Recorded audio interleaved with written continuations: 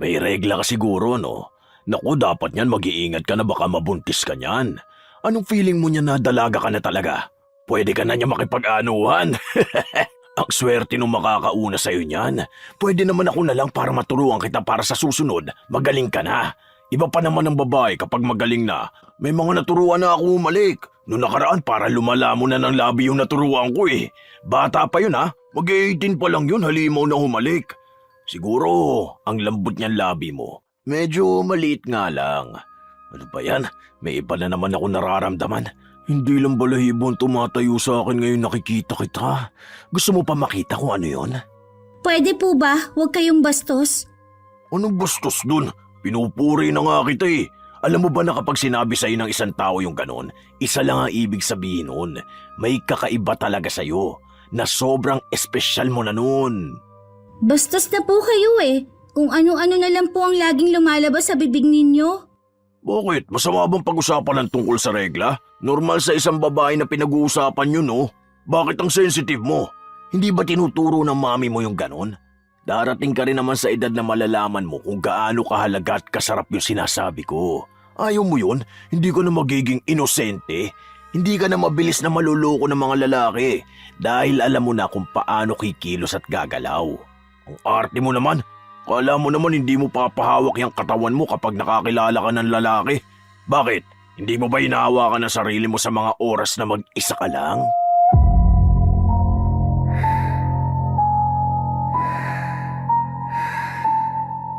Sa dilim ng gabi, makinig ka na. Mga istorya ni Lola, telang magsisimula na. Sa bawat pulong may misteryo. Sa bawat kwento may kaba sa puso mo. Ang istoryang inyong mapakikinggan ay naglalaman ng mga salita at eksena na hindi dapat marinig ng mga bata. Ang istriktong gabay ng mas nakatatanda ay kailangan. Minsan, wala naman sa edad ng isang lalaki ang pagiging manyakis. Minsan, kung sino pa ang nag-eedad, sila pa ang mas may lakas ng loob na mambastos ng mga bata. Ganon ang ugali ni Moises, pero walang kayang kumontra sa kanya. Walang lumalaban, pero hindi sa lahat ng oras ay mananaig ang masama. Ano kaya ang nararapat na kaparusahan sa manyakis na driver? Saan ka na naman galing? Anong oras na? Saan naman ako magpupunta? Malamang tricycle driver ako, di ba? Hinahatid ko yung mga bata sa bahay nila. Para namang hindi mo alam. Ano, makakalimutin ka na ba talaga? Hindi mo na alam kung ano nangyayari? Anong oras na? Alam nga namang ganitong oras may bata ka pang hinatid. Huwag ka nga panay tanong sa akin. May nababalitaan ako.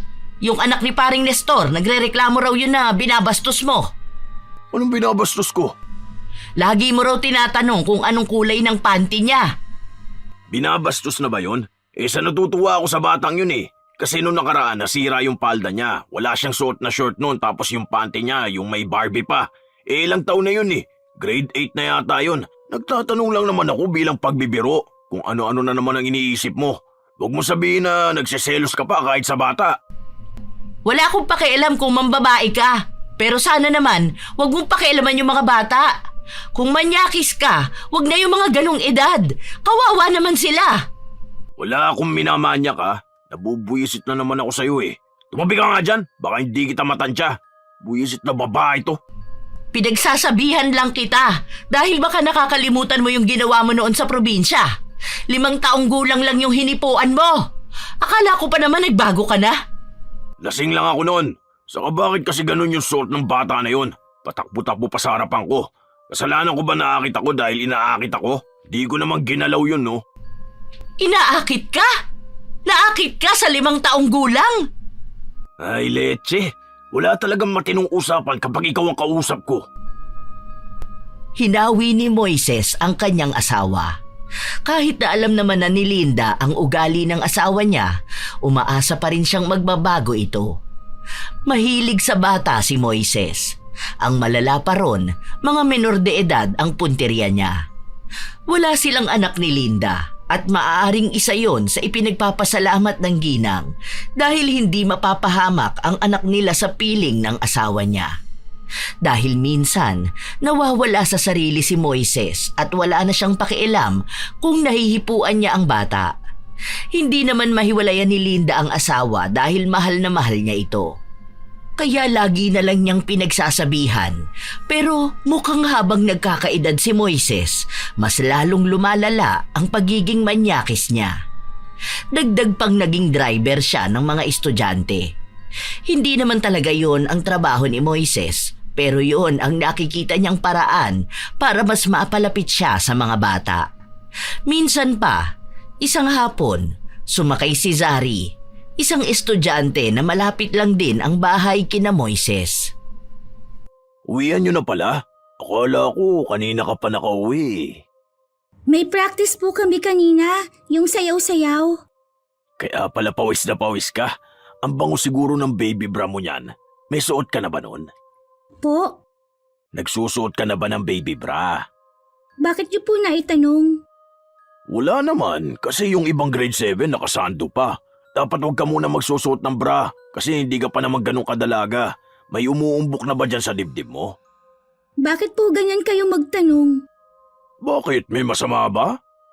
Babae po kasi ako tapos po lalaki kayo. Dapat po hindi kayo nagtatanong ng ganyan.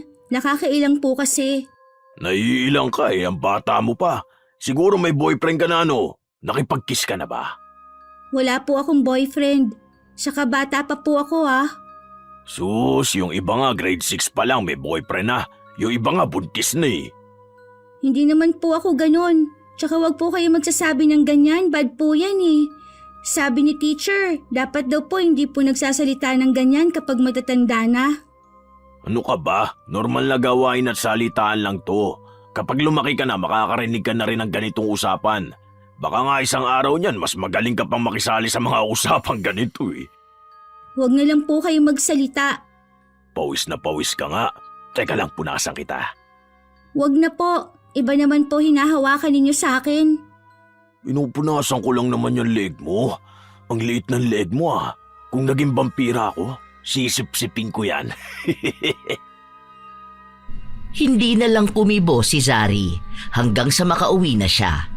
Nakatingin din sa palda niya si Moises habang dumidila-dila ito sa kanyang labi. Narinig pa nga ang sinabi ni Moises na ang ganda raw ng hubog ng katawan ni Zari. Siya ay nag-iisang anak ni Len na walang asawa matapos na mamatay sa isang aksidente. Hindi na nag-asawa pa si Len dahil gusto niyang ituon na lang ang buong buhay niya sa kanyang anak. Pagpasok ng bahay ni Zari, agad din niyang isinarado ang pinto. Nakakagulat naman magsarado ng pinto. Akala mo naman kung sinong humahabol sa'yo. Sumakay ka pala? Opo, Mami. Kasi po, pagod na po ako sa practice namin kanina. Kaso, kay Kuya Moises po ako nakasakay. Oh, di ba ang bilin ko sa'yo na huwag kang sasakay doon? Balita ko na manyakis daw ang matanda na yun Lalo na sa mga bata na ganyan ang edad sa'yo. Ano, minanyak ka ba? Gusto mo bang sugurin ko siya sa bahay nila? Hindi ko naman po siya kinausap. Tsaka po, hindi ko naman siya nilapitan. Hinayaan ko lang po siyang magsalita. Wala na po kasi akong masakyan nun. Siya na lang po. Tapos ang tagal kong naghihintay nun. Gusto ko na rin po kasi makauwi agad. Kaya po sa kanya ako sumakay. Sa susunod, kahit maglakad ka na lang, basta huwag kang sasakay doon, ha? Kawawa naman si Samantha. Kilala mo yun. Yung kaklase mo nung grade 6 ka? Yung kulot ang buhok? Bakit po? Ano pong nangyari? Ayun, hinipuan daw ng matandang yun tapos hinalik-halikan. Hindi na lang ipinabarangay ng mga magulang si Kuya Moises dahil nga nahihiya sila. May utang na loob kasi sila doon. Tapos ang sabi na lang baka ang cute daw kasi nung bata, natuwa lang yung matanda. Kesyo wala nga raw anak. Ay, kung sa akin yun, kahit na anong naitulong ng isang tao sa akin, talagang magkakapatayan kaming dalawa. Walang pwedeng mambastos sa anak ko. Walang matanda sa akin, papatulan ko talaga. Yun po pala yung pumasok siya sa school. Tapos po umiiyak siya. Kasi po hindi lang daw isang beses siyang hinahalikan ni Kuya Moises. Sabi pa nga raw sa lips daw siya gusto ikis. Pero umiiwas siya kaya puro sa pisngi lang daw po. Yung mga magulang din naman kasi ang may problema. Palibasa, hindi nila mabuhay yung pamilya nila.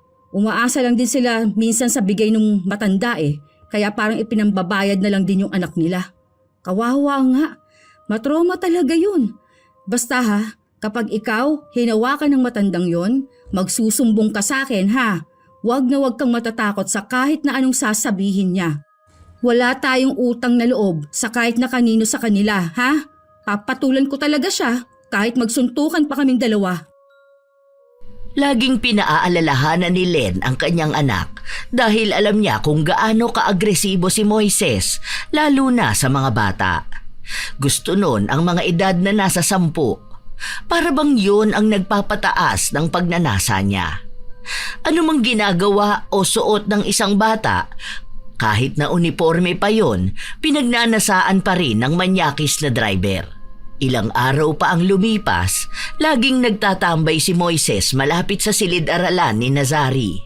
Tila ba inaabangan nila yon? Hindi naman madalas na sumasakay ang dalagita dahil nga mas gusto niyang nilalakad lang pauwi at papasok sa paaralan nila. Hindi naman ganun kalayo.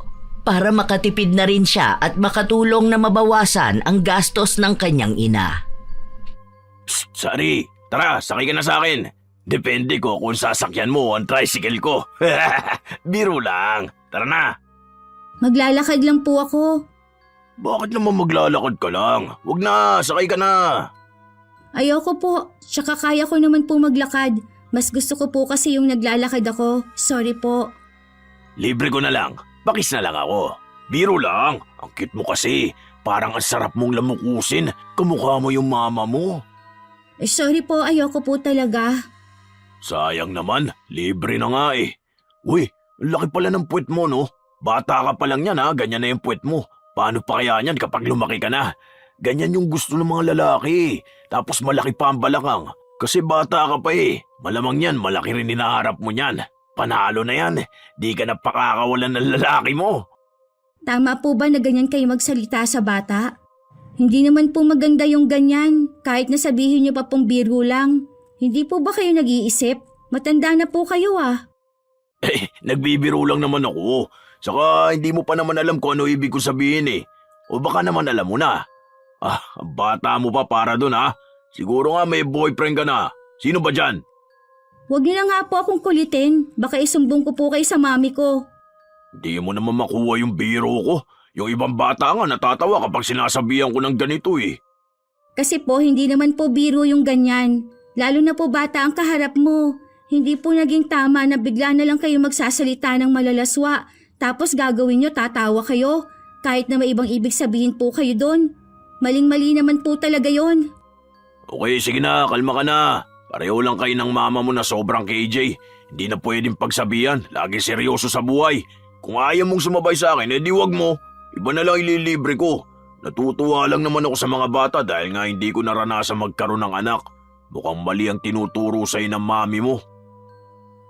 Hindi na kumibo pa si Zari. Sa halip ay umuwi na lang siyang mag-isa. Habang si Moises naman, may sinundo na isang bata. Sa kanya talaga laging sumasakay ang batang yon. Walang kasamang mga magulang ang bata na yon. Hiwalay na at may ibang mga pamilya na. Tanging lola na lang ang nag-aalaga pero madalas na wala pa sa bahay nila dahil dumidiskarte sa buhay. Yon ang isa sa mga batang madalas pagsamantalahan ni Moises. Hindi man niya ginagalaw pero binabastos niya naman gamit ang mga salita niya. Hindi nakakaapila ang bata dahil takot ito. Hindi niya alam kung kanino siya magsusumbong dahil kaibigan ng lola niya si Moises. Hanggang sa natanim na lang sa utak ng bata na parang normal lang ang makarinig ng ganong salita sa isang matandang lalaki. Ang laki mo na para sa edad mong 40 na. Nireregla ka na ba? Ay, kapag ganyan, mas lalong uhubog pa yung katawan mo. Medyo bumabakat na nga yung dibdib mo eh. Buksan mo nga yung 2 botones. Tignan ko lang. Silip lang ako, saglit lang.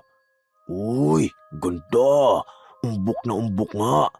Ano, may buho ka na dyan sa baba mo? Manipis pa yan oh. Ganyan talaga yan. Wag mo muna ahitin ha, kasi balahibong pusa pa lang yan ganyan. Ganyan yung magagandang tignan. Hindi kumikibo ang batang babae dahil hindi niya rin naman alam kung paano niya ipaglalaban ang kanyang sarili kung sakali man. Dahil minsan na siyang hinawakan ni Moises. Minsan na siyang hinalikan pero wala siyang ginagawa.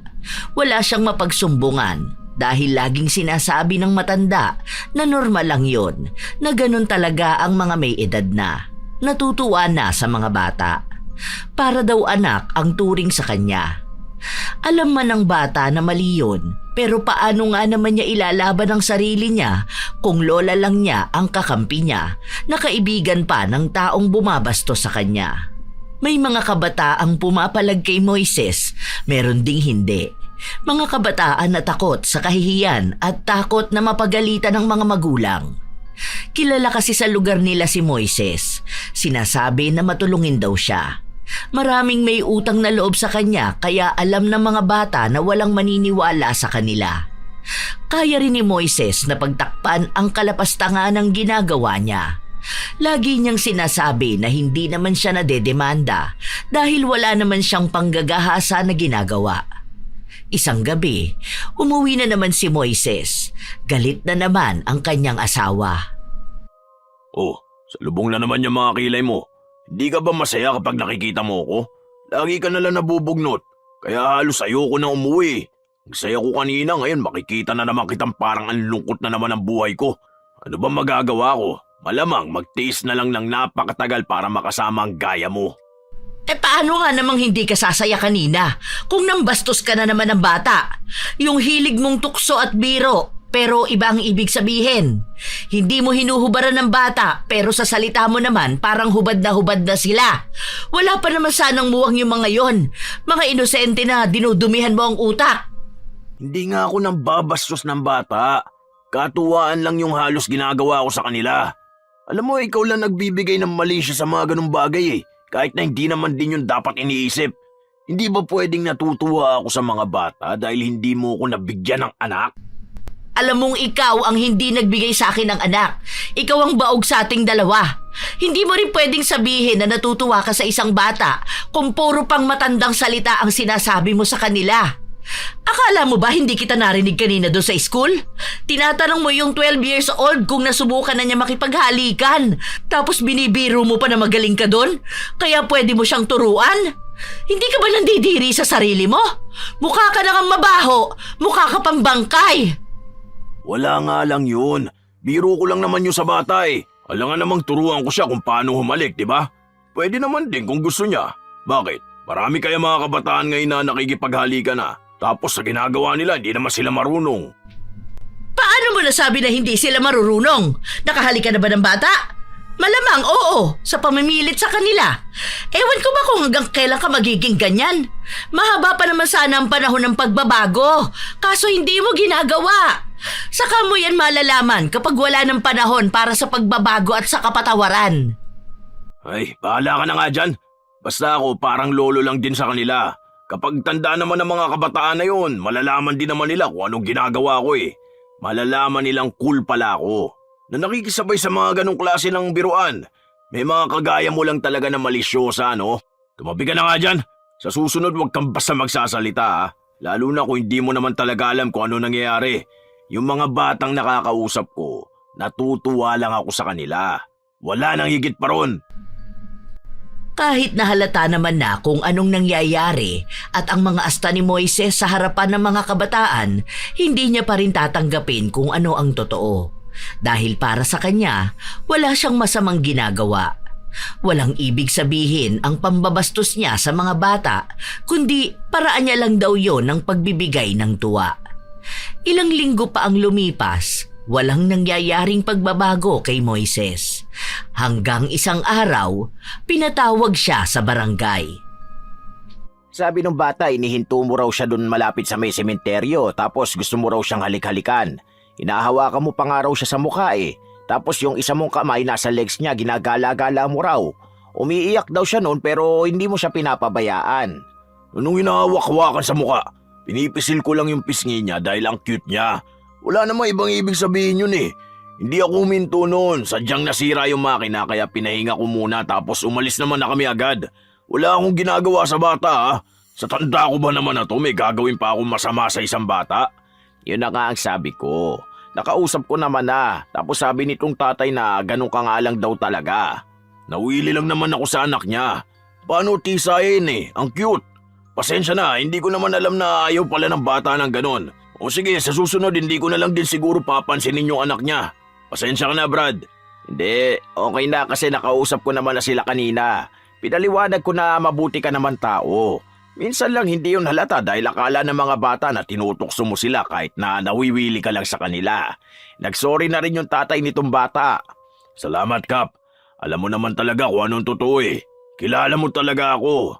Pinatawag lang kita para at least alam mo kung ano yung napag-uusapan dito. No, sige na. Uwi na kayo. Ingat kayo, ha? Teka, hatid ko sana kayo kaso hindi na kasi ako papasada eh. O ito, 100 para may pamasahe kayo. Ingat kayo ha. Cute niyang anak mo, tisayin. Mana sa nanay. Sensya na ulit. Nawiwili kasi ako sa mga bata gawa na wala nga akong anak. Nagpasalamat lang ang tatay, pero dinig nila na pinapagalitan ng anak niya na mali-mali naman daw ang nirereklamo. Kahit na umabot sila sa barangay, hindi maikakaila nakakampi ng kapitan si Moises. Ilang beses na niyang pinagtatakpan ang mga reklamo. Laging binabaliktad ang sitwasyon, kaya minsan alam na ng mga magulang na hindi na sila dapat nagrereklamo dahil wala naman silang napapala. Napapahiya lang din sila. Minsan pa, nagmamadaling umuwi si Zari. Tinatakpan niya ang kanyang palda, kaya kahit na ayaw niyang sumakay sa tricycle ni Moises, napasakay siya para lang makauwi agad. Ayaw niyang lumabas dahil may tumagos na dugo sa palda niya. Mukhang sa kinikilos ng bata, alam na ni Moises ang ibig sabihin nun. May regla ka siguro no? Naku, dapat niyan mag-iingat ka na baka mabuntis ka niyan. Anong feeling mo niya na dalaga ka na talaga? Pwede ka na niya makipag-anuhan. Ang swerte nung makakauna sa'yo niyan. Pwede naman ako na lang para maturuan kita para sa susunod, magaling ka na. Iba pa naman ang babae kapag magaling na. May mga naturuan na ako umalik. Noong nakaraan para lumala mo na ng labi yung naturuan ko eh. Bata pa yun ha. Mag-18 pa lang yun, halimaw na humalik. Siguro, ang lambot niyan labi mo. Medyo maliit nga lang. Ano ba yan? May iba na naman ako nararamdaman. Hindi lang balahibon tumatayo sa akin ngayon nakikita kita. Gusto mo pa makita kung ano yon? Pwede po bang wag kayong bastos? Anong bastos dun? Pinupuri na nga kita eh. Alam mo ba na kapag sinabi sa'yo ng isang tao yung ganon, isa lang ang ibig sabihin nun. May kakaiba talaga sa'yo. Na sobrang espesyal mo na nun. Bastos na po kayo eh. Kung anong-ano lang pong laging lumalabas sa bibig ninyo. Bakit? Masama bang pag-usapan ng tungkol sa regla? Normal sa isang babae na pinag-uusapan yun, no? Bakit ang sensitive mo? Hindi ba tinuturo ng mami mo yung ganon? Darating ka rin naman sa edad na malalaman mo kung gaano kahalaga at kasarap yung sinasabi ko. Ayaw mo yun? Hindi ka na magiging inosente? Hindi ka na mabilis na maluloko ng mga lalaki dahil alam mo na kung paano kikilos at gagalaw. Ang arte mo naman. Kala mo naman hindi mo papahawak yung katawan mo kapag nakakilala ka ng lalaki. Bakit? Hindi mo ba hinahawakan ang sarili mo sa mga oras na mag-isa ka lang? Alam niyo po, kahit na kailan, hindi naging maayos ang pakikipag-usap sa 12 years old. Nang ganyan, sana po alam niyo yon. Matanda na po kayo. Ito po ang bayad ko. Dito na lang ako. Maglalakad na lang ako papasok. Hindi na naghintay pa ang dalagita na magsalita si Moises dahil agad na rin siyang umalis. Tinakpan niya pa ng bag ang likuran ng kanyang palda. Yon ang unang beses na dinatnan si Zari kaya hindi niya pa alam ang gagawin. Mabuti na lang nasa bahay lang din ang kanyang ina. Simula nung dinatnan na siya, lagi na siyang binabastos ni Moises. May mga biro itong ginagawa sa kanya na hindi tama pero walang ibang umaapila. Hindi lang ito maisumbong ng dalagita sa kanyang ina dahil pansin niyang sobrang problemado ni Len. Muntik na kasi itong matanggal sa trabaho. Dagdag pa ang mga gastusin sa bahay nila na ang ina lang ang sumasagot. Ayaw na niyang maging dagdag pa sa isipin ng ina. Dahil baka mag-alala ito sa kanya, lalo na sa maaaring maranasan niya kapag kumilos na si Moises. Isang beses pa, walang pasok, kaya nakapambahay lang si Zari. Nakasuot siya ng shorts at t-shirt na terno. May mga nakatatakpang halatang pambata. Lumabas siya para bumili sa tindahan noong nakita niya si Moises na nakatambay lang. Sexy oh. Dalagan-dalaga ka na, Zari. Ganda ng katawan oh. Ang tambok talaga ng puwet mo. Ganyan yung mga gusto ko sa babae. Naalala ko pa nung kabataan ko, lahat na nagiging syota ko, ganyan ang mga puwet. Kapag ganyan kasi yung puwet, masarap patuwarin tapos papaluin mo palagi. Asit mo yung ganyan ha. Yan ang hahabol-habulin sa'yo ng mga lalaki. Grabe, kitang-kita ko oh. Hindi alam ni Moises na naroon din ang ina ni Zari. Hindi niya kasi ito napansin dahil ang tuon niya ay nasa bata lang. Nakatingin siya sa parte ng katawan na hindi naman niya dapat tinititigan ng matagal. Muntika na siyang masampal ni Len. Mabuti na lang na iharang ng kasama niya ang braso nito. Ang bastos mo talagang matanda ka, no? Huwag mong sabihin nalilibugan ka sa bata. Hindi ka ba nag-iisip? Ano bang akala mo? Tinatayuan ka pa? Aba, bakit ka ba nagagalit sa akin? Masama ba na purihin ko yung anak mo? Buti nga, binabati ko pa na ganyan yung katawan ng anak mo eh. Matutuwa ba ako na ganyang kakabastos, ha? Bata, sisipulan mo? Sasabihan mo ng ganyan? Yang bunganga mo, ang tanda mo na hindi mo pa makontrol. Napakalibog mo. Napakamanyak mo. Aba, huwag mo akong pagsasalita ng ganyan ha. Kapal ng mukha mo. Kung ayaw mo mapuna ang katawan ng anak mo, huwag mong palabasin at pasutin ng ganyan. Kung ayaw mo makita yan ng mga lalaki, huwag mong palabasin ang bahay. Ikulong mo lang dyan. Alam mo, hindi anak kong may problema. Alam mo kung ano? Yang utak mong manyakis ka. Ang bata pa niya, no? Yung hubog ng katawan niyan, yung klase ng suot niya, makikita na bata pa talaga siya. Yung utak mong may problema, hindi yung bata. Saka hindi lang naman anak kong ginanyan mo, di ba? Yung anak pa ng iba. Kung sila pinapalampas nila yung ganyan, ako hindi. Hindi ako papayag na may babastos sa anak ko. Magkakamatayan tayong dalawa. Pero wala kang karapatan na magsalita ng kabastusan sa anak ko. Ako talagang makakalaban mo. Ang tapang mo ah. Di ko na tuloy alam kung matatawa pa ba ako sa'yo o ano ba. Talaga? Anong akala mo? Maduduwag ako sa mga gaya mo? Sinong gusto mong pagpantasyahan? Ikaw ba? Sa lagay na yan, laspag ka na eh. Nakakawalang gana kung pagpapantasyahan pa ang ganyang pagmumuka. Iba talagang utak ng mga manyakis, ano? Walang matinong naiisip. Puro na lang kabastusan. Walang utak. Walang ipinagkaiba sa mga adik sa droga. Mga luto na ang utak sa kasalanan. Hindi pa tapos si Len sa galit na nararamdaman niya kay Moises, kaya nagpunta pa ito sa bahay nila para lang kausapin ang asawa nito. Alam naman niyang kahit na masungit si Linda, hindi nito hahayaan na may mababastos na ibang babae.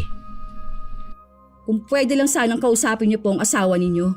Siguro naman po kahit na wala kayong anak, alam niyo naman po ang pakiramdam ng isang ina na nakikitang binabastos ang bata niyang anak ng isang lalaki na may isip na sana. Hindi lang ikaw ang unang taong nagsabi niyan, pero sige, mamaya kakausapin ko ang asawa ko. Bakit po ba ganun ang asawa ninyo? Mukha siyang matino, pero kapag narinig mong magsalita parang nasa talampakan ng utak. Hindi ko rin alam. Sige na, mamaya ako na ang kakausap sa lalaking yun. Ilang magulang na nagsabi sa akin eh. Ilang beses ko na rin siyang inaway pero iisa lang yung nagiging resulta. Walang pagbabago. Mas lalo pa nga siyang lumalala. Sana naman po magbago na siya para hindi na umabot pa sa puntong kailangan pang magpatawag sa barangay. Ayoko na may masamang mangyayari sa anak ko dahil bilang isang ina, handa kong hamakin ang lahat, wag lang mapahamak ang anak ko sa kamay ng manyakis na matanda. Kung yung ibang mga magulang napapalampas yun, pues ako, hindi. Hindi na lang kumibo si Linda dahil alam niyang kahit na ganon si Len, may tapang talaga itong itinatago. Kaya nung umuwi na si Moises, nagkaroon na naman ng pagtatalo sa mag-asawa. Hindi ba pwede nagsasabi lang ako ng totoo? Na maganda naman yung puwet at balakang ng anak niya? Buti nga sinabi ko pa yun eh. Totoo din naman na gano'n ang mga naging syota ako noon. Gaya mo, nung kabataan mo, ganun ang katawan mo. Hindi ba pwedeng purihin ang katawan ng babae? Kapag sinabihan silang pangit, nagagalit sila. Kapag naman sinabihan ng maganda, nagagalit pa rin. Parang hindi ko na alam kung saan pa ako lulugar Parang lahat na lang ng ginagawa ko mali. Parang hinahanapan na lang ako ng butas. Kahit na hindi naman na issue, nagiging issue pa. Hindi mo nakikita kung anong masama dun sa ginawa mo? Talaga ba? Nawalan ka na ng konsensya? O wala ka naman na talaga nun? Dahil wala namang masama. Walang masama na bastusin ang bata. Hindi sa lahat ng oras kailangan mong sabihin kung anong laman ng utak mo. May mga bagay na kailangan tahimik ka. Lalo na kapag ganyan na kabastusan. Lalo na yung isip na hindi ka tanggap-tanggap sa lipunan. Sa'yo ng ugali ko Dapat alam na nila yun. Huwag silang sensitive. Lalo na ngayon na dapat open na ang mga tao kapag ang usapan tungkol sa sexual. May mga kabataan nga na ginagawa na yun Alam mo, hindi mo ginagamit yung utak mo. Noon naman matalino ka kahit paano. Ewan ko ba kung bakit bigla ka naman naging ganyan nung tumanda ka? Ano yan? Pataas ang libog mo? Pabawas naman ang utak mo? Iba ang nangibabaw? Kaya nagsasawa na ako sa'yo Kapag may ganyan, imbis na kampihan mo ko dahil ako yung asawa mo, ang nangyayari yung ibang tao pang pinapaniga mo. Kung hindi lang tayo kasal, baka sa ibang babae na ako sumama. Gusto ko yung babae na mas bata, yung mas masarap. Hindi gaya mo, walang-wala ka sa ibang babae. Wala kang kayang ipagmalaki na kahit na ano sa akin, ha? Hoy, matanda ka na. Wala ka na kang pera. Ang pangit mo pa. Tingin mo ba may papatol sa'yo? Ni hindi ka nga tumatagal sa kama? Hindi ka pa tapos, lupay-pay na yan. Ang lakas mo maging manyakis. Akala mo naman papalag ka ng ilang rounds. Kahit nung bata-bata ka pa, hindi ka naman nakakatagal sa kama. Mahina ka, baka akala mo. Wala kang karapatan na maging manyakis na parang akala mo magiging sugapa ka sa babae kung hindi mo naman kaya yung isa lang. Tarantado ka! Oh, nakita mo na? Natamaan kasi ang pagkalalaki mo dahil alam mong totoo yun. Saka ka maglibog at magmanyak sa ganyang edad pag kaya mo na ang isang babae. Buti nga tiniis pa kita dahil mahal kita Pero kung tutuusin, wala kang kwenta sa kama. Manyakis ka lang magsalita pero hindi ka naman makaubra. Hindi ka tatahimik? Huwag mo talaga akong hintay na magalit sa'yo. Hindi mo talaga magugustuhan magagawa ko sa'yo, ha? Tumigil ka na kasi sa ginagawa mo. Awa mo na lang yun sa mga bata. Huwag mong ipaglaban na wala kang masamang ginagawa dahil alam mo na yan na meron. Pag nanasaan mo yung menor de edad, kahihiyan na yan sa ganyang edad mo. Pwede ka pang makasuhan sa mga ginagawa mo Mabuti na lang walang naglalakas ng loob. Pero alam mo, feeling ko meron na yan sa oras na galawin mo yung anak ni Len. Ramdam ko na siya ang magiging malakas mong kalaban. Kahit si kamatayan pa kaharap nyo, hindi ka aatrasan nun. Wala akong pakialam sa kanya dahil alam kong wala akong masamang ginagawa. Kung pinupuri ko ang katawan ng anak niya, hindi ko na yung kasalanan. May mata ako lalaki ako. Kung anong nakikita ko sa katawan ng isang babae, yun ang sasabihin ko. Yun ang gugustuhin ko. Pero mali na yan dahil ang babata ng mga nagiging biktima mo. Sana makakita ka na ng katapat mo. Dahil sa pagkakataon na to, hindi na kita ipagtatanggol pa sa kahit na sino. Harapin mo kung ano ang kasalanan ginawa mo. Harapin mo kung ano man ang nararapat na maipataw sa manyakis na gaya mo. Hindi ko kailangan ng tulong mo. Kung inaakala mo may kwenta ka sa akin, wala. Dahil matanda ka na. Sawa na ako sa katawan mo. Di naman ako titingin sa mga mas bata kung maayos yung katawan mo Mas lalo naman ang iyo. Batang-bata ka pa lang nun Wala na akong mahihita sa'yo. Napagtitiisan lang kaysa wala. Hindi ka na bata, oy. Isip bata ka lang. Kung titingnan mo ang sarili mo sa salamin, nakakasuka ka. Yun ang totoo. Yun ang dapat mong tanggapin. Nagtuloy-tuloy ang awayan ng mag-asawa pero hindi pa rin naman magawa ni Linda na hiwalayan si Moises. Katulad na rin ang hindi maiwasan ni Moises na maging bastos pa rin sa mga kabataan. Talagang mga menor de edad lang ang pinupuntirya niya. Wala siyang pakialam kahit na hindi komportable ang mga kabataan sa mga salitang sinasabi niya. Basta gusto niyang sabihin, yun ang ginagawa niya. Basta kabastusan, doon siya nagiging magaling. Ilang araw pa ang lumipas, lagi ring pinapaalalahanan ni Len ang kanyang anak na hanggat maaari ay umiwas na siya sa manyakis na driver. Sinasabi niya rin sa anak na kung ano man ang mangyari, sasabihin sa kanya kapag may ginawang kabastusan si Moises. Huwag daw matatakot si Zari dahil may karapatan silang isumbong ang anumang gagawin ni Moises. Isang gabi, habang kumakain ng mag-ina, bigla na lang nilang napag-usapan ang isang kaklase ni Zari. Hindi na nga po siya pumapasok sa school, ma. Ayaw na po niya. Pinatigil na rin po siya ng papa niya dahil nagsisinungaling daw po siya. Bakit ba may mga ganong magulang? Bakit hindi sila naniniwala sa sinasabi ng anak nila? Dapat kung alam na nga nila na ganon kamanyak yung lalaki na yun, paniniwalaan at ilalaban nila yung mga anak nila. Kaya natatakot yung mga kabataang magsalita lalo na kung mismong magulang nila ang hindi naniniwala sa kanila. Basta ako, kahit na anong mangyari, papanigan ko ang anak ko, kahit saan pa kami magpang-abot. Umiiyak nga po yun sa akin nung nakaraan kasi po, kinausap daw po sila sa barangay.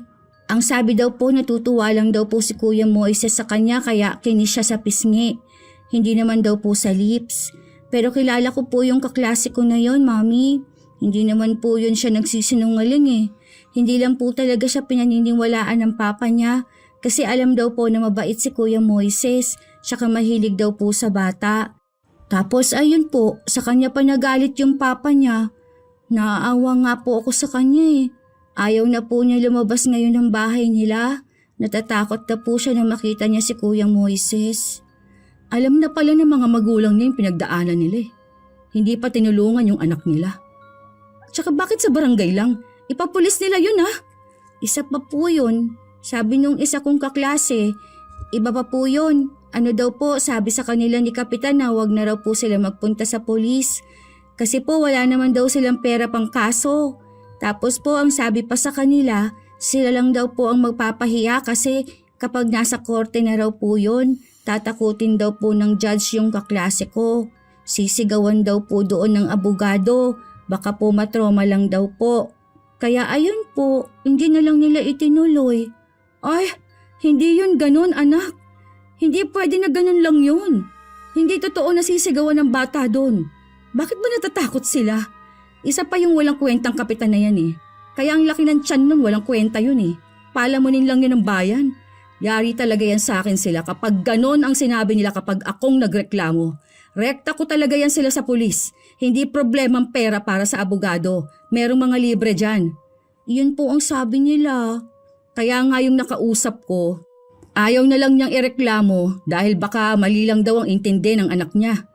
Hindi pwedeng mali ang intindi ng anak nila Malamang bata pa yun. Silang may alam ng pinagdaraanan ng anak nila. Silang magulang. Silang lalaban para sa bata.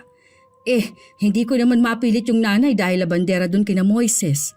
Yun lang ang kabuhayan nila. Yan ang hirap kapag tumatanaw ka ng utang na loob sa isang masamang tao. Pero kahit na, hindi pwede yung ganun. Hindi yun uubra sa akin. Basta ikaw kapag hinawakan ka nun o kahit natangkain lang, sabihan mo lang ako agad Opo, Mami. Huwag ka matatakot. Kung sila, hindi nila kayang ilaban ang anak nila, pues ako ilalaban kita. Hindi ako papayag, no? Hayop siya. Pero sana pa rin po, huwag siyang gagawa. Kasi po ayoko po nakikipag-away kayo Ayoko po na nai-stress po kayo. Hindi yan. Basta kahit na anong mangyari, huwag na huwag mo itatago sa akin kung anong nangyayari sa'yo, Mami mo ko. Dapat alam kong lahat.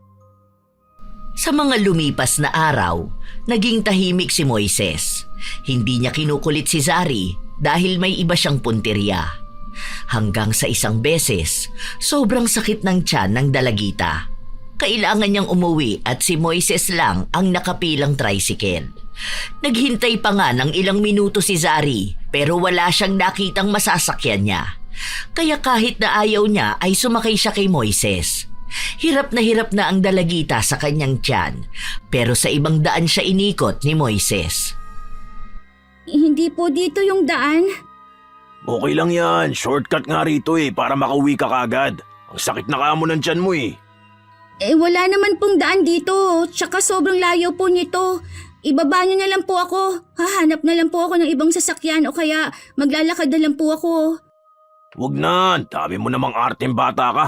Kala mo naman talaga hindi siya curious sa mga ganitong bagay. Tuturuan ka na nga para di ka na maging inosente. Bakit po huminto po kayo? Saan po kayo pupunta? Ano pong ginagawa ninyo sa harapan ko? Huwag niyo po akong hahawakan. Ano pong ginagawa ninyo? Lumayo po kayo sa akin. Maawa naman po kayo. Ang bango naman ng bunganga mo. Ang sarap siguro niyan. Patry ako isang beses lang. Pasok ko lang dila ko tapos sipsipin mo. Doon po kayo. Lumayo po kayo sa akin. Paraanin niyo po ako. Nasasaktan po ako. Ilayo niyo po mukha niya sa akin. Saglit lang naman, napaka-arte mo naman, para kiss lang eh. Hindi ka naman mamamatay kapag hinalikan kita. Wala akong virus. Mabilis lang to. Kung ayaw mo, baka magtagal tayo rito. Baka matay ka lang dito. Ano na, dali na. Napipiko na ako sa yung bata ka, ha? Pinipilit ni Moises ang dalagita, pero kahit nakakaunti na lang ang lakas ni Zari, hindi siya pumapayag na lumapit sa kanya ang mukha ng matanda na halata sa mga matang hayok na hayok sa 12 anyos na bata. Mabuti na lang may dumaang dalawang babae. Nakita na may kakaiba sa tricycle kaya pinuntahan nila. Humingi ng tulong si Zari, kaya dinala nila ito sa barangay. Ayaw pa nga sumama ni Moises pero wala na siyang nagawa noong may ibang tao pang pumilit sa kanya. At kilala rin naman siya. Tinawagan na lang ang ina ni Zari na kahit na may trabaho ay hindi nagdalawang isip na umalis para lang mapuntahan ang anak sa barangay. Galit na nagpunta roon si Len. Hayop ka! Anong ginawa mo sa anak ko? Anong ginawa ko sa anak mo? Wala akong ginagawa dyan sa anak mo, ha? Tinutulungan ko na nga siya dahil taing-taing ng araw siya. Ako na nga yung nagmagandang loob, ako pa yung nakitaan ng mali. Ang hirap naman maging mabuting tao sa inyo. Alam kong gawain mo, hayop ka!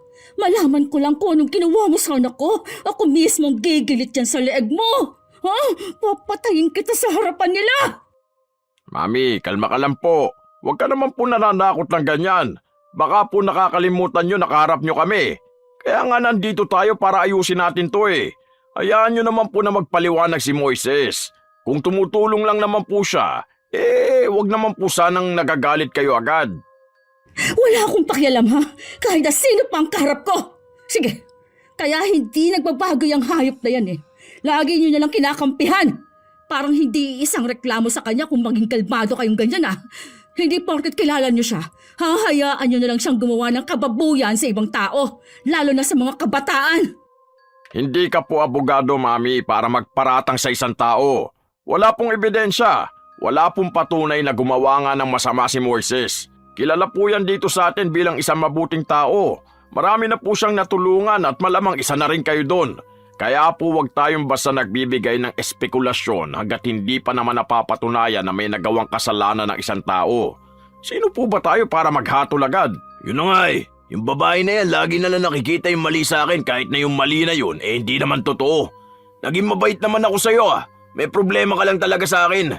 May problema ako sa'yo dahil manyakis ka.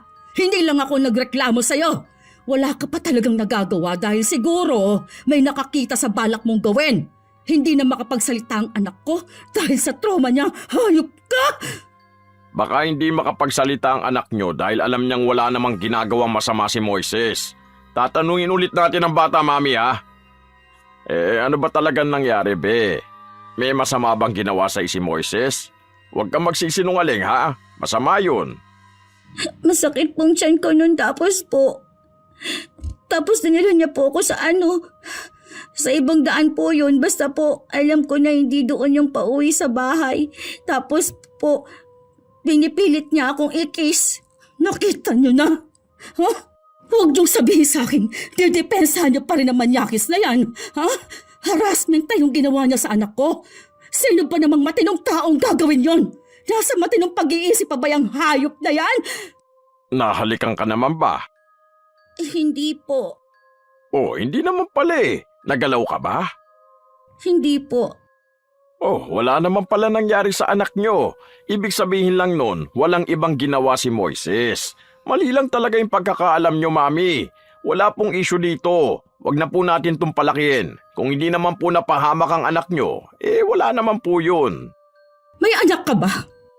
Meron, pero puro lalaki. Ano naman kinalaman ng mga anak ko sa usapin natin ngayon? Kaya hindi mo alam kung anong takot ang meron sa mga magulang na may babaeng anak dahil hindi mo naranasan na magkaroon ng anak na babae. Kaya ganyan ka nalang kumampi sa manyakis dahil hindi ka takot. Pero tandaan mo, minsan may mga ganoong nangyayari din kahit pa sa lalaki. Saka baka naman kasi may ginawa yung anak mo. Medyo maiksi yata ang palda niya eh. Hindi naman maiiwasan sa isang lalaki na makaramdam ng kakaiba lalo na kung babae ang nagpapakita ng motibo. Hindi rin naman magnanasa ang lalaki kung hindi babae ang kikilos. Pwedeng hindi nga sa paraan ng paglapit-lapit pero nasa paraan naman ng pang-aakit. Mukha rin namang mapang-akit yung anak mo. Minsan hindi nyo lang alam gawain ng anak nyo dahil tinatago sa inyo. Bata yan, madaling magpaawa dahil akala nila sila na yung papanigan. Kaya ikaw bata ka, kung may ginawa kang mali at pinatulang ka, huwag kang iiyak-iyak. Kaya yung iba nare-rape dahil gusto naman nila yun nung una. Nag-iinarte lang na pinilit sila. Kaya mahirap na rin maniwala sa sinasabi ng isang babae. Pwede kasing hindi lang sila napagbigyan. Baka naman nanghihingi ng pera yung anak mo tapos hindi nabigyan. Ibang usapin pa naman yon kapag ganun. Sa'yo talaga galing ang mga salita na ganyan? Paano mo naaatim na panigan yung taong gumagawa ng masama? Ha? Hindi mo ba nakikita? 12 anyos? Anong suot niya? Uniform sa school. Wala sa damit ng anak ko ang problema. Alam ko kung saan. Sa utak ninyo. Nasa kung paano ninyo iniisip na kaya inaabuso ang minor de edad ay dahil gusto niya. O bakit parang nagagalit ka na rin sa akin? Paanong hindi ako magagalit sa mga katwiran ninyo? Halatang baluktot. Tama naman din kasi yung sinabi niya. Ewan ko ba kung bakit hindi mo matanggap. Nasa babae ang problema. Bakit may mga babae naman na hindi nababastos? Dahil gumagawa sila ng paraan na hindi sila babastusin. Kayong mga lalaki ang nalibugan, tapos mga babae ang sisisihin ninyo? Ha? Nasaan ang utak doon? Nasaan na yung tamang paggamit ng utak, ha? Mga bobo kasi kayo! Hindi man lahat ng lalaki, pero kayong mga ganyang mga tuwiran at sinisisi pa sa biktima kung bakit sila naaabuso. Mga walang hiya kayo. Wala nga kayong dapat puwang sa mundo. Nagkakaroon pa ng posisyon sa barangay, papanig din naman sa mali. Ay, wag naman po tayong ganyan. Masama po yung ganyan, Mami. Huwag kang basta nagsasalita. Mag-ingat ka sa lalabas niya sa bibig mo. Mas masama kayo. Kung kayo nga hindi nag-iingat sa mga salita nyo, basta gusto ninyong sabihin sinasabi nyo talaga. Maling-mali yon. Sabi sa'yo matapang yan eh. Kahit na mali, lalaban yan. Alam mo naman ng mga babae, akala nila lahat ng sinasabi nila tama. Nagulat nga ako kung paano ako kausapin eh. Hindi man lang ako nirespeto. Ako na nga atong pumapagitna sa inyong dalawa. Ako na nga ang umaayos ng gulo at away. Idadamay pa ako. May sarili ang batas na akala mo alam niya paano tumatakbo. Sabi ko sa'yo matapang yan. Ang hinahon at ang bait ko na nga, ganyan pa siya makipag-usap sa akin. Tinitimbang ko na nga lang sasabihin ko at baka mas lalo masaktan. Anong timbangan ang gamit ko? Ha? Parang ibang natitimbang. Yung baluktot pa ang mas lamang. Manahimik ka na lang kasi. Okay na nga sana, parang ayaw mo pa. Akala mo lugin-lugi yung anak mo. Kaya ka hindi binigyan ng Diyos ng anak dahil alam niyang ganyang klase ka ng lalaki. Baka kapag nagkataon nga pati sarili mong anak bastusin mo. Ay, wag naman sana ganyan. Ang insensitive naman ng sinasabi nyo. Akala nyo ba madali sa isang lalaki ang walang anak? Sana iniisip nyo rin po kung anong sinasabi nyo. Parehas lang talaga kayong dalawa. Napipigo na ako habang tumatagal. Ano ba talagang gusto mo mangyari ha? Ano balak mo? Pati personal kong buhay pinangihimasukan mo pa. Pati problema namin parang gusto mo pang pakialaman. Iaakit ko tong kaso na to. Hindi ako papayag na gaganituhin lang ang anak ko. Wala na tong usap-usap dahil alam kong walang maayos na usapan kapag kayo ang kaharap ko. May pera ho ba kayo para sa abogado? Mahal ang magagastos nyo sa ganyan. Lalo na kung usapin ang pagpapakulong sa isang tao. Puwera pa ron yung kahihiyan kapag napatunayan na mali yung bintang nyo. Oo, meron. Kaya kong kumuha ng mas mahal na abogado. Kahit pa maubos ang lahat ng pera ko. Kung katumbas naman nun ay yung nararapat na parusa sa taong yan. Nakulong lang talaga siya. Tsaka, anong akala mo sa mga libreng abogado na bigay ng gobyerno, ha? Akala mo ba hindi magagaling ang mga yon? Gusto niyo bang mapahiya pa ang anak niyo? Babae ang anak niyo, hindi ba? Kapag inakyat niyo tong kaso, may mga investigasyon pa yan. Baka mamaya mapahiya yan. Hindi yan maiiwasan na pag-usapan. Kayo rin. Saka kapag nasa korte na yan, kawawa ang anak niyo kasi ipipressure yan doon ng abogado. Baka mamaya maiyak yan. Baka doon pa siya matroma. Huwag mong pangunahan kung anong mangyayari sa korte. Kung yung iba natatakot ninyo, pues ibahin ninyo ako. Ilalaban ko to. Ilalaban kong karapatan ng anak ko. Mas may alam pa ata ako sa batas kesa sa'yo eh. Naturing ang kapitan ka, parang wala kang isip. Parang ang bastos mo na niyan makipag-usap ah. Bakit ba galit na galit ka? Hindi mo ba naiintindihan ko anong pinag-uusapan? Hindi nagpo-proseso na maayos yung utak mo eh. Mas bastos ka! Wala akong mapapala sa pag-uusap na to. Pero sinasabi ko sa inyo, mananagot ang dapat na managot. Matibay ang paninindigan ni Len. Kahit na sino pang makalaban niya, gagawin niya ang lahat para lang panagutin ang sino mang dapat na managot. Doon lang nakakita ng ganoon katapang na babae si Moises. Hindi katulad ng ibang magulang si Len. Kaya aaminin ni Moises, medyo kinakabahan siya sa kayang gawin ni Len. Alam niyang kapag napatunayan na mali siya, madali na lang maungkat ang lahat. Kaya iniisip niya na hanggat kaya niyang pigilan, gagawin niya ang lahat. Minsan pa, kinausap niya si Len, pero galit na galit talaga ito sa kanya. Hindi ka ba nakakaintindi? Ang sinabi ko, ayaw kitang makausap. Matalino ka naman sana, di ba? Ako na nga to nagpapakumbaba para makausap ka eh. Bakit ba ayaw mong pakinggan ang paliwanag ko? Anong paliwanag? Bakit? Natatakot ka ba na pwede kang makulong, ha? Dahil alam mo sa sarili mo kung anong mali na nagawa mo. Hindi ka naman kakabahan ng ganyan eh, kung hindi totoo yung sinasabi ng anak ko. Kaya nga pinag-uusapan natin dahil mali yung pagkakaintindi ng anak mo. Bata pa yun, kaya nga tayong dalawa na yung nag-uusap. Wala akong pakialam sa paliwanag mo. Itutuloy ko ang kaso. Ano bang gusto mo? Pera? Trabaho? Negosyo? Oh, akala ko ba wala kang ginawang masama? Bakit parang sinusuhulan mo na ako ngayon? Alam mo nakakainis ang pagmamatigas mo.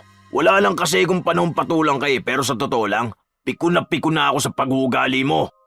Pues ako marami akong panahon para labanan ka. Gusto mo ko talagang galitin na sobra? Baka magsisi ka. Baka bigla mo maisipan na sana hindi mo na lang sinagad ang pasensya ko. Huwag kang magmatapang kung alam nating parehong natatakot ka sa mga ginagawa kong hakbang. Talaga ba? Ako pa ang hinamon mo? Pinagbibigyan lang kita. Sige, tutal hindi ka naman madaan sa pakiusapan. Isagad na natin to. Ilalaban ko kung hanggang saan mo ko kayang labanan. Pero iisa lang ang masasabi ko. Kahit kailan, hindi mo ko matatalo. Tingnan natin ngayon. Huwag mo ring hinahamon ang isang ina. Tumuloy ang kasong isinampa ni Len, kaya ang ginipit ni Moises ay ang bata. Lagi niya itong inaabangan sa labas ng paaralan. Tinatakot at pinagbabantaan. Bakit niyo po ba ako laging sinusundan? Bakit? Ano na naman kasinungalingan na sasabihin mo sa nanay mo? Tutal pinaglalaban yung inaaras kita, di ba? Ngayon ko ipapakita sa iyo kung anong ibig sabihin nun. Natatakot na po ako sa inyo. Parang awa niyo na po. Tigilan niyo na po ako. Walang tatahimik sa atin. Dahil yung nanay mo naman na nagsimula nito, di ba? Panindigan na lang natin to lalo. Bitiwan niyo po ako. Sisigaw po ako rito. Tingin mo ba may pakialam sa'yo mga tao rito? Kilala ko yung mga yan. Visit kayo ng nanay mo ha. Tignan natin ngayon kung may paglalaban pa kayo. Hindi kita titigilan hanggat hindi nananahimik ka nanay mo. Ikaw ang pupuntirahin ko dahil ikaw ang walang laban. Hinalik-halikan ni Moises ang bata at hinawakan sa iba't ibang parte ng katawan, lalo na sa masiselang bahagi. Walang laban ng bata dahil sa maliit niyang pangangatawan. Iyak lang ang nakaya niyang gawin. Akala niya madadala sa paawa ang matanda pero mali siya. Mas pinatunayan ni Moises kung gaano siya kawalang hiya. Pinagsabihan niya pa ang bata na ikakalat niya sa mga tao na malandi si Zari, na inaakit niya lahat ng nakatatanda na nakikita niya, para daw mapahiya at masira siya. Hindi naman nagbibiro si Moises, kaya ayaw nang lumabas ng bata sa kanilang bahay. Hindi na siya pumapasok sa paaralan. Kahit nakausapin siya ng guro nila, wala na siyang mukhang kayang iharap sa mga tao. Mabagal ang proseso kapag sa batas sila aasa. Wala naman din silang ibang makakapitan. Hanggang sa isang araw, nabalitaan na lang sa buong bayan nila na nabubulok na raw ang isang paa ni Moises.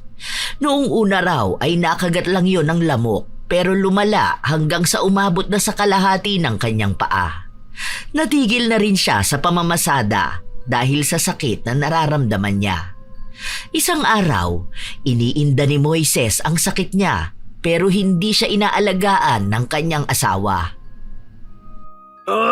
Grabe lintik na sakit na to. Aray ko. Hindi mo ba ako ikukuha ng gamot? Natutuwa ka pa talaga na nahihirapan ako ng ganito, ha? Anong gusto mong gawin ko? Ni hindi nga tumatalab sa'yo ang gamot. Tama lang yan, para hindi ka na makalabas ng bahay. Para naman mapirmi ka rito at hindi ka makagawa ng gulo sa labas. Anong pinagsasasabi mo?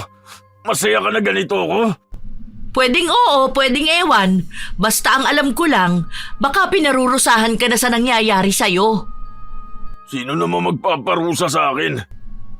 O ewan ko, sa dami ng ginawan mo ng katarantaduhan hindi natin malalaman kung sino doon.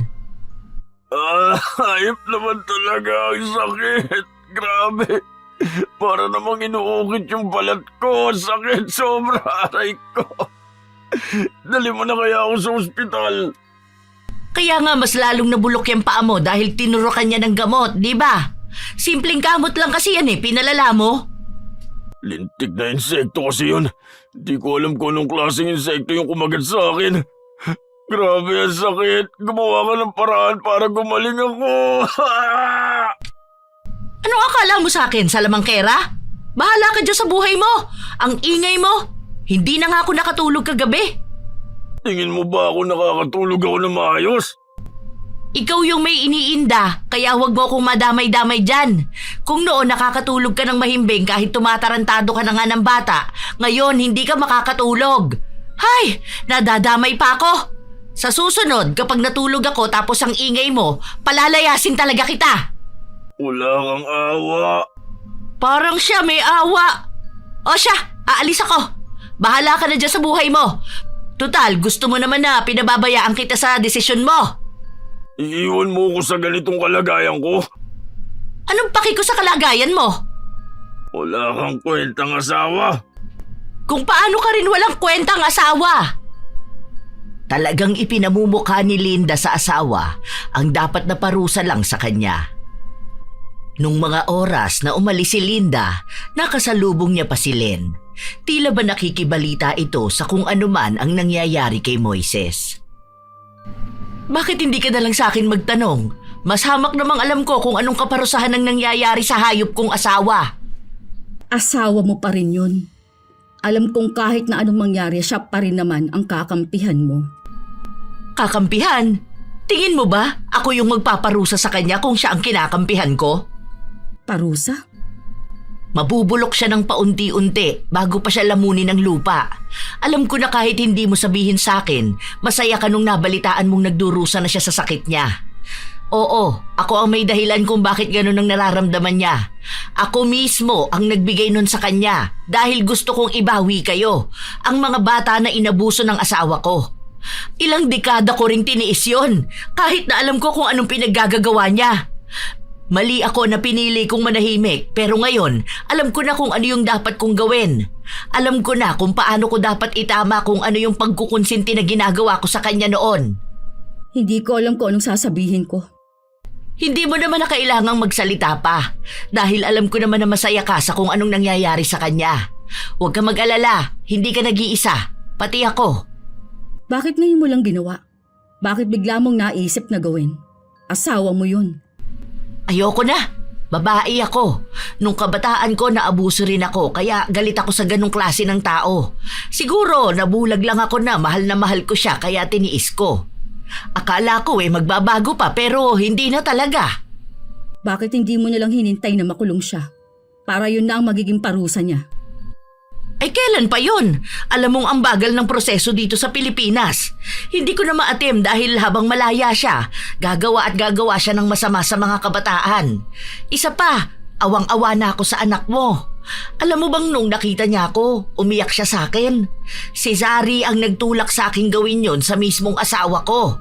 Hindi mo maisip na sa ganung edad makakaranas siya ng ganung takot. Naalala ko yung sarili ko sa kanya noon.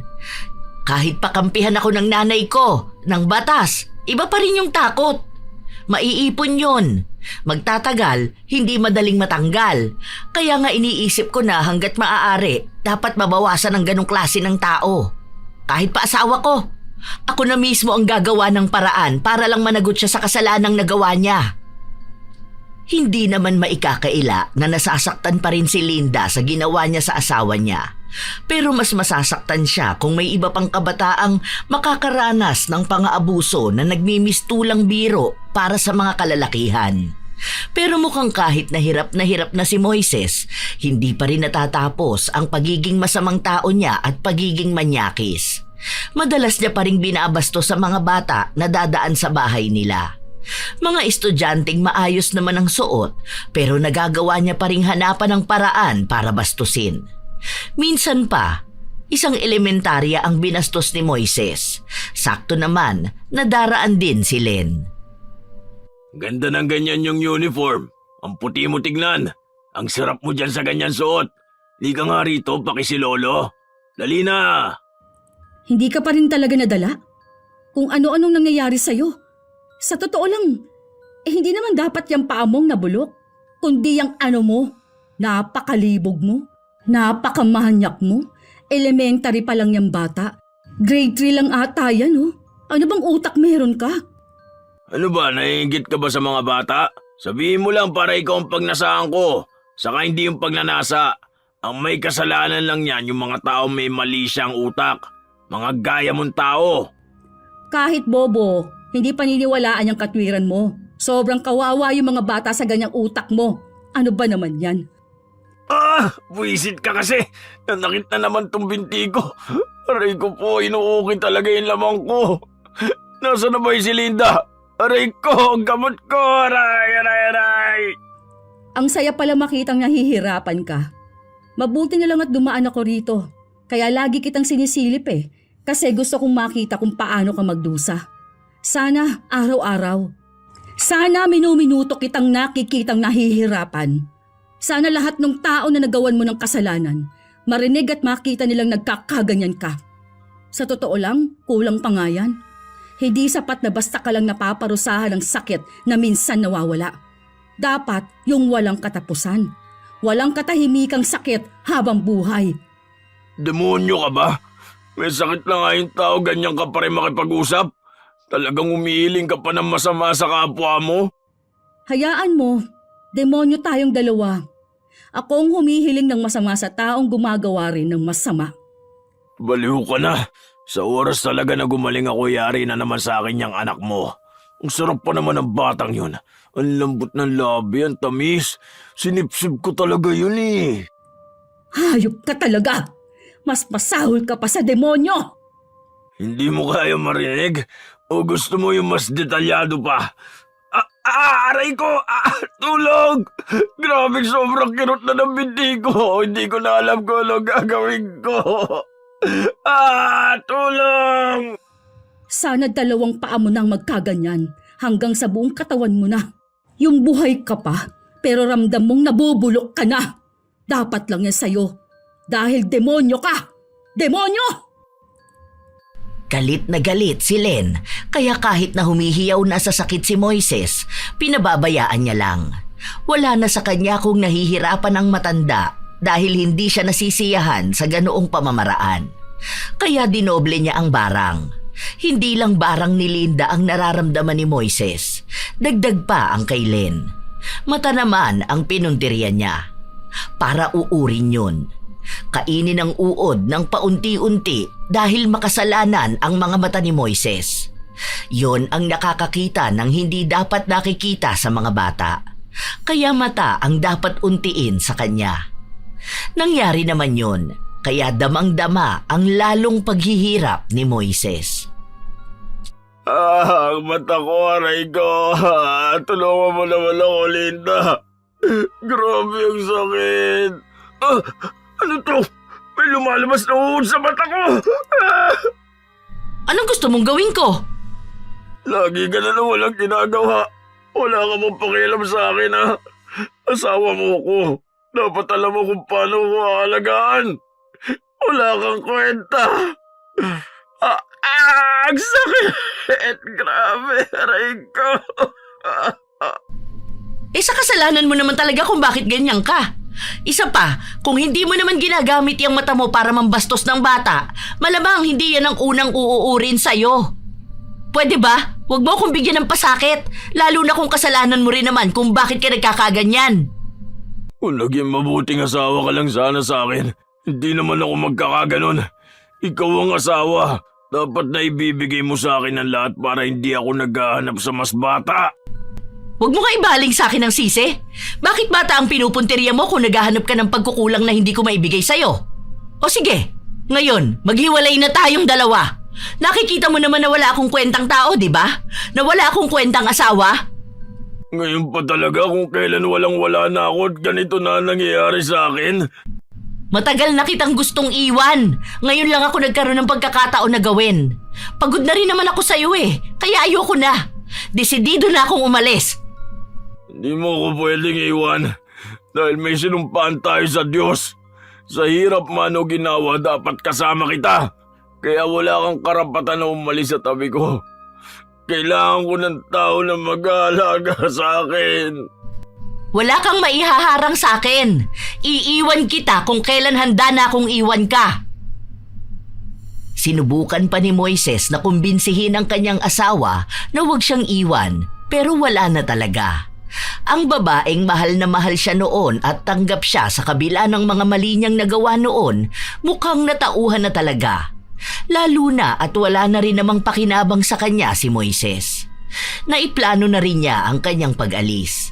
Ilang linggo pa ang lumipas, tuluyan na ngang nabulag si Moises at handa na ring umalis si Linda. Mamayang gabi ang alis ko. Gawan mo na lang ng paraan kung paano mo bubuhayin ang sarili mo. Hindi na ba talaga magbabago ang isip mo? Hindi na. Wala nang ibang dahilan para magbago pa. Gaya kung paanong hindi ka na rin magbabago pa. Sige na, patawarin mo na ako. Hindi na ako uulit. Huwag mo lang ako iwan. Sige na, kailangan kita. Nasasabi mo lang yan dahil wala ka ng choice. Hindi ka humihingi ng tawad dahil lang sa nagsisisi ka. Kaya huwag kang umasa na paniniwalaan pa kita. Ay nako, pasensya ka na. Natuloy na umalis si Linda kaya wala nang nag-aalaga kay Moises. Bulag na siya, may sakit pa. Walang tao na handang tumulong sa kanya. Madalas pa nga na umiiyak siya dahil sa sakit na kanyang nararamdaman. Minsan pa, nakarinig siya ng mga yapak sa bahay nila. Ang akala niya, bumalik na si Linda sa piling niya. Linda, ikaw ba yan? Hindi na babalik ang asawa mo. Len, anong ginagawa mo sa bahay ko? Inutusan lang ako ng asawa mong sabihin sa iyong kukunin na ng kapatid niya itong bahay. Ano? Bakit? Hindi pwede. Sa amin itong mag-asawa, anong kukunin? Saan naman ako titira? Aba, ewan ko. Yun lang ang sinabi sa akin. Pasabi lang yun sa'yo dahil nga para hindi ka rumabigla. Malay ko ba kung paano yun nangyari? Saan na ako titira? Aba, malay ko. Wala naman akong pakialam sa problema mo. Hindi ako papayag. Ano? Hirap bang singilin sa mga kasalanang nagawa mo? Wala akong... sakit na mata ko. Ang laking uod naman yung lumalabas sa mata mo. Ano ba yan? Nakakadiri naman. Naubos naman na ata niya ng utak mo. Ay, ganito pala kasaya makita ang makasalanang tao na nagdurusa. Hindi pa ba sabat na makita mo to para lang tigilan ako? Bakit? Ano bang ginawa ko sa'yo? Wala akong kasalanan dyan sa nangyayari sa'yo. Ikaw lang ang may kagagawan niyan. Alam mo, hindi ka naman siguro magkakaganyan kung hindi grabing kasalanan ang ginawa mo. Akala ko pa naman kahit papaano may pagbabago na sa ugali mo, na baka nakita mo na kung anong mali mo. Pero wala pa rin pala. Tinatanggap mo pa rin at pinipilit mo ang sarili mo na wala kang mali. Hindi ko na talaga kaya tong ganito. Ang hirap. Pwede bang mamatay na lang ako? Hindi pwede. Hindi ganun kadali ang gusto mo. Paano masisiyahan ng mga taong gusto kang magantihan kung kamatayan lang din ang mapupunta sa'yo, ha? Ang dapat sa'yo, humaba pang buhay mo para mas mahaba ang pagdurusa mo. Ayoko na. Hindi pa ba sapat to? Hindi pa. Maging walang puso na lang ako, pero masaya ako sa nakikita ko ngayon. Tama lang yan sa'yo. Mabuhay kang parang araw-araw na pinapatay. Gustong-gusto ni Len na naririnig ang paghiyaw ni Moises sa sakit. Tuwing umaga, yon ang hanap niya na nakukuha niya rin naman. Ilang araw pa ang lumipas, halos walang minuto na hindi nila naririnig si Moises na humihiyaw sa sakit. Nagmamakaawa na matapos na lang agad ang buhay niya kaysa manatiling ganon. Minsan pa, narinig yun ni Zari. Naabutan na nga lang ni Len ang anak na nasa labas ng bahay nila, nakatulala lang kay Moises. Anong ginagawa mo dyan? Bakit nakatingin ka kay Moises? Masaya ka ba na ganyan siya? Kasi ako, oo anak. Tama lang naman sa kanya yan, di ba? Alam mo po, Mami, naaawa po ako kay Kuya Moises. Naaawa ka sa halimaw na yan? Opo, kasi isipin ninyo, malungkot na ang buhay niya. Tapos, nagdurusa pa po siya ng buhay. Oh, ano namang nakakaawa doon, anak? Yung kaluluwa niya po mismo nagdurusa na. Hindi man po sa lupa ang sapat na parusa, kundi po sa kabilang buhay. Nakakaawa po ang kaluluwa ng gaya niya.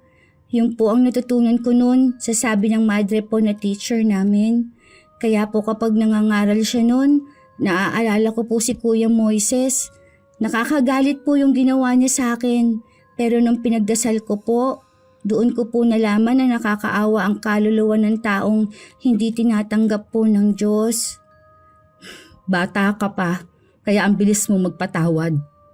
Kaya hindi ko alam kung bakit mga gaya ninyong inosenteng bata pa ang madalas na nilalapastangan ng mga walang kwentang tao.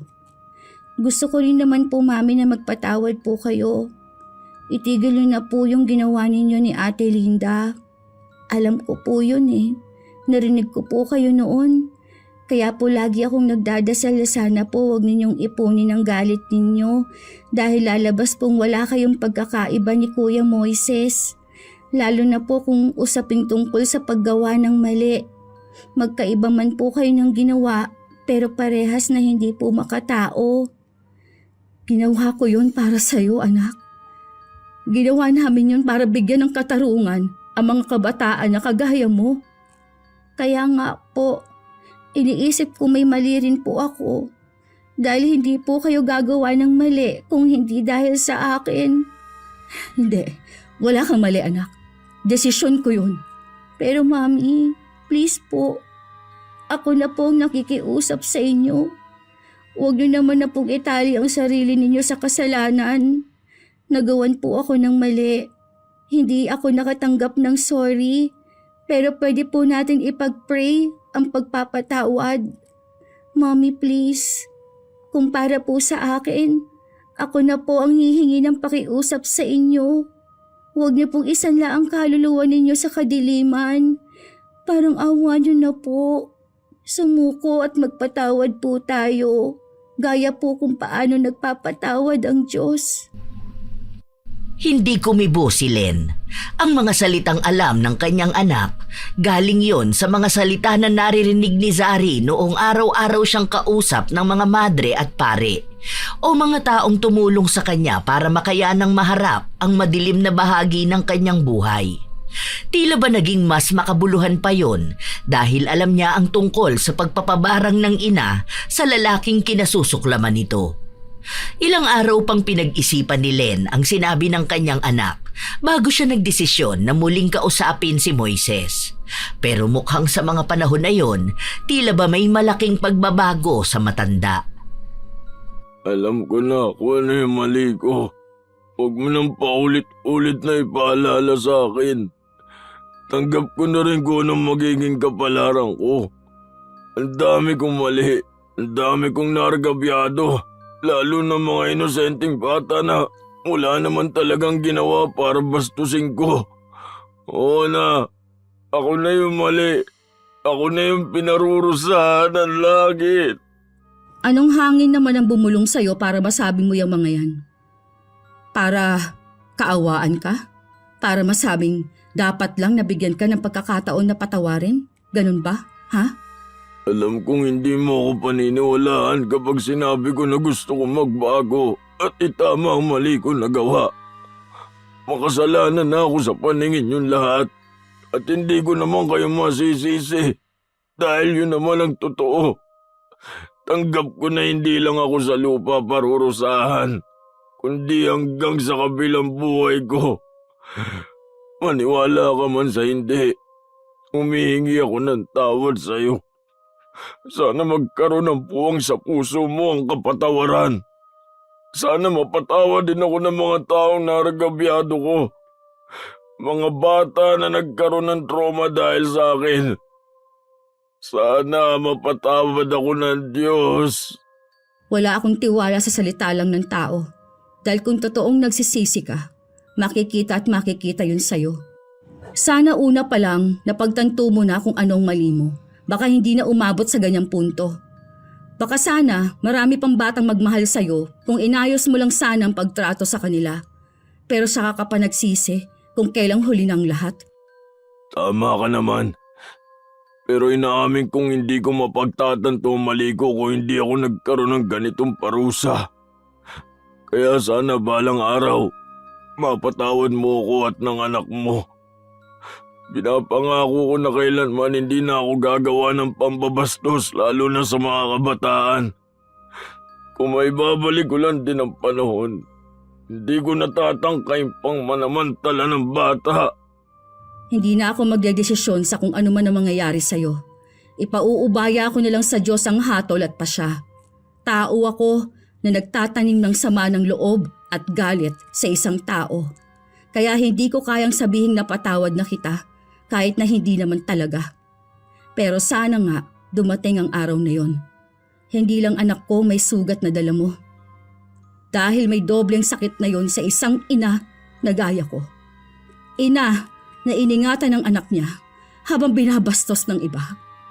Isa lang ang masasabi ko. Hindi dahil sa pag-ako mo ng kasalanan, magiging maayos ka na. Yang parusa na yan, bit-bit mo na yan habang buhay. Katulad nga ng sinabi ko, tanggap ko na. Niyakap ko na ang atol sa akin. Kapatawaran lang ang hangad ko, hindi ang paggaling. At umaasa akong bagong uli kong hininga. Mapapatawad niyo rin akong lahat. Yun na ang huling beses na nakausap ni Len ang matanda. Matapos kasi nun, umalis si Moises kahit pa man hindi na siya nakakakita. Hirap pa siyang makalakad. Ilang buwan matapos nun, nabalitaan nilang nabaliw na si Moises. Nakakaranas din daw siya ng pananamantala mula sa ibang taong halang din ang bituka. Bumalik sa kanya ang pagkakataong wala siyang naging laban, gaya ng walang laban ang mga kabataan sa kanya. Sadyang bumaliktad ang lahat pabalik sa kanya. Sa panahong kasalukuyan, buhay pa rin si Moises. Baliw na palaboy sa kalye. Hindi na rin nagparamdam si Linda kay Len. Wala na silang naging komunikasyon simula nung umalis ito. Si Bentong naman, nakulong matapos na maungkat ang luma niyang kaso, kaugnay din ng pang-aabuso. Naipataw ang nararapat na parusa. Habang si Zari naman, nagpapatuloy sa buhay sa kanyang bagong paaralan. Naging masaya na siya sa paglaya niya sa nakaraang akala niya'y mahirap niyang matatanggap, pero darating pala ang pagkakataon na makakaya niyang lampasan. Sadyang may mga tao na walang kinatandaan. Inaakala na kung ano ang gusto nila, yun din ang dapat intindihin at pagbigyan ng iba.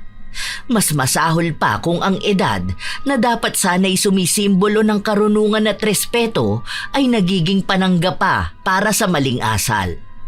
May mga matatandang imbis na maging huwaran, sila pa ang nagiging dahilan ng takot at trauma, lalo na kapag inaabuso nila ang kanilang posisyon bilang nakatatanda. Gaya ng isang driver na imbis na maghatid ng ligtas ay nagiging banta sa mga inosenteng menor de edad. Hindi kailanman katanggap-tanggap ang ganitong pag-uugali. Wala sa edad ang karapatan ng isang tao na igalang ang sarili at ang kapwa. Ang pagiging matanda ay hindi lisensya para mang-abuso, kundi responsibilidad para magpakita ng tama. Ang sino mang gumagawa ng kabastusan, lalo na sa mga bata, ay dapat managot sa batas at sa konsensya.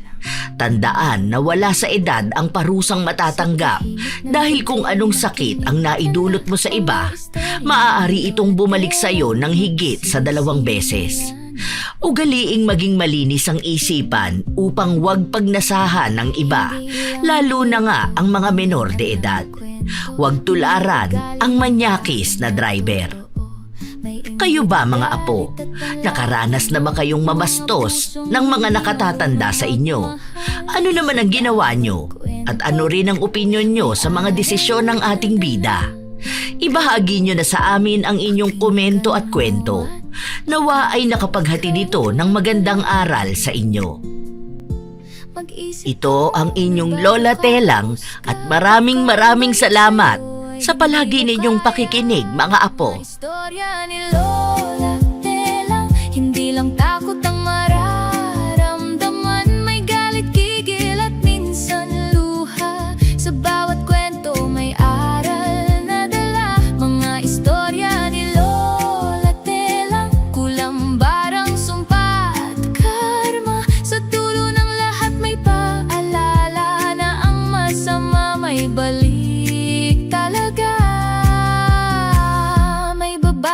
Panira ang ugali, laging may inggit sa kapwa, laging ngiti sa harap pero may tinatago. Paninira pala ang kanyang gusto.